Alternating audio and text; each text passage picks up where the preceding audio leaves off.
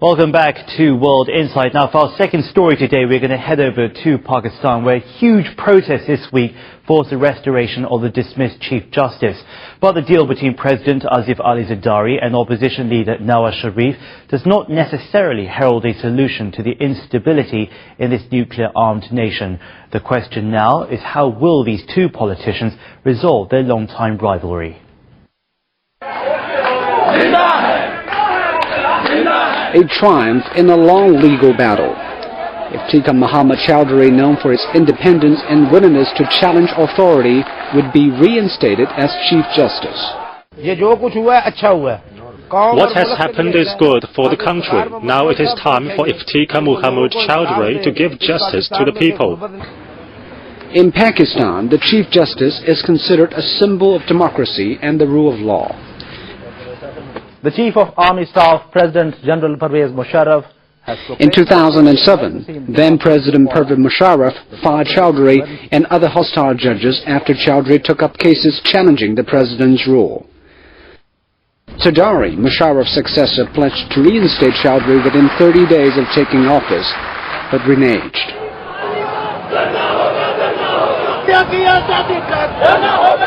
Lawyers and civil rights activists took up the cause of Chowdhury's reinstatement. They believe it was a vital first step in getting an independent judiciary. The campaign culminated on March the 12th. Thousands of lawyers embarked on a long march, a 4-day trial by motorcade to Islamabad. But one Chinese analyst says Chowdhury's reinstatement is only the fuse of Pakistan's political bond. The real political drama behind the lawyers' movement is the rivalry between President Asif Ali Zardari of the Pakistan People's Party and Nawaz Sharif of the Pakistan Muslim League in. In 2008, Sharif and Zardari joined hands to oust Musharraf, then the president. But the irreconcilable differences finally ended the 5-month political marriage. To some extent, Zardari inherited Musharraf's political legacy, but Sharif framed his policy on a distinct anti-Musharraf platform. Chowdhury's reinstatement stands at the core of the bickering.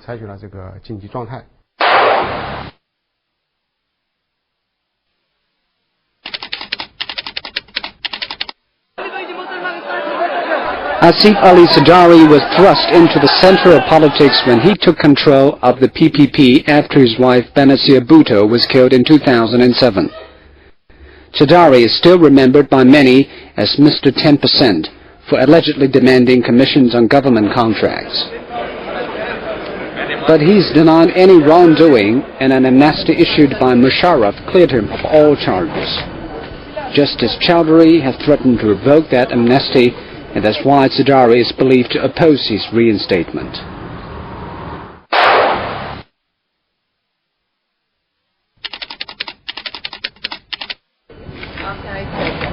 Nawaz Sharif is a longtime foe of President Zardari. He had played Zardari in Pakistan's infamous prisons at the beginning of both of his terms as Prime Minister in 1990 and 1997. Last month, the Supreme Court barred Sharif and his brother Shahbaz, Chief Minister of Punjab, from elected office. President Zardari soon imposed governor's rule in Punjab, the most popular state in Pakistan and power center of the Sharif family. A humiliated Sharif accused Zardari of being behind the ruling. He then threw his full weight behind the lawyers' movement. Even if obstacles are placed in the way, this long march shall still reach its ultimate destination. No one can stop this long march. You must join together with Nawaz Sharif. The long march may have ended, but the political drama behind the scene is heading to nowhere. Analysts worry the country has been gripped by an old cycle of political rivalry.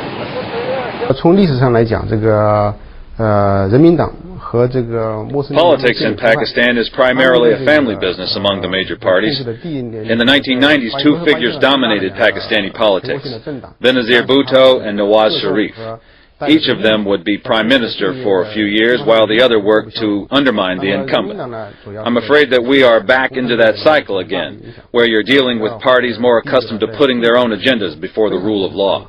As Chowdhury supporters hailed their uneasy triumph, Sharif was celebrating his own. Zardari, in contrast, came out badly bruised. The promised reinstatement of Pakistan's Chief Justice diffused a protest movement threatening the country. But the unanswered question is, where does the past lead?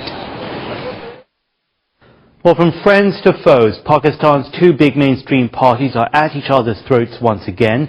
By yielding to demands to restore judges fired by Musharraf, Zardari still has trouble ahead as Pakistan faces daunting security and also economic challenges.